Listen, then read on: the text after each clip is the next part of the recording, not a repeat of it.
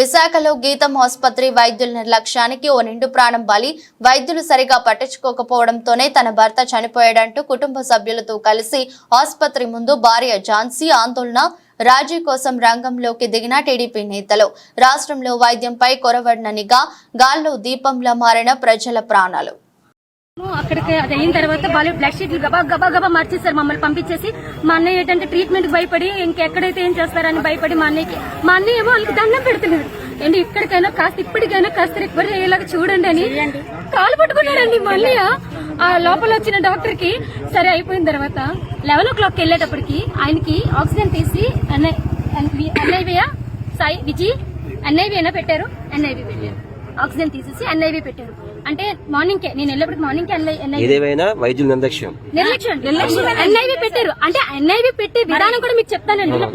ఇప్పుడు పేషెంట్ అనేది లాక్కుంటారు కాబట్టి ఎన్ఐవి పెట్టేటప్పుడు చాలా భద్రంగా నోట్తో తీసుకుంటారా, దీంతో తీసుకుంటారా? నోస్ ఇలా ముడిచేసి ఇంతలా ఎన్ఐవి పెడితే ఆ మనిషి ఎట్లా బ్రీతింగ్ ఎలా అవుతుంది?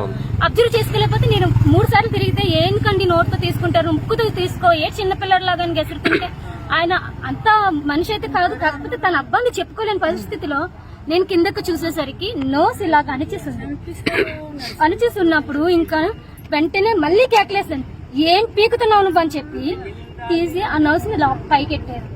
పైకెట్టాక బాగా కొంచెం ఊపిరి పీల్చుకున్నారు. అప్పుడు కూడా 95, 93, 94 అట్లానే కొట్టుకుంటుంది.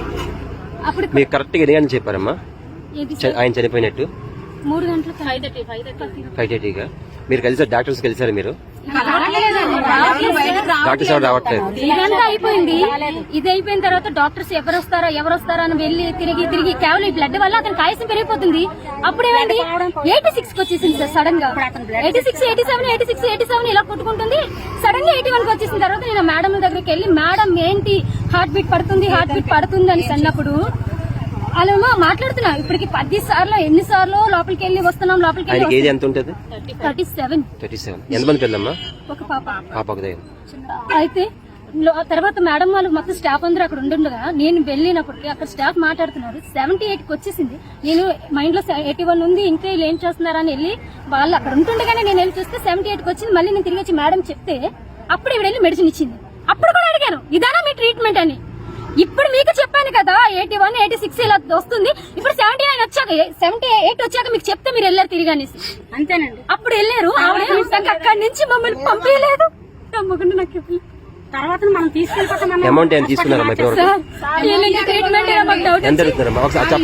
తీసుకెళ్ళిపోతాను అన్నాం సార్.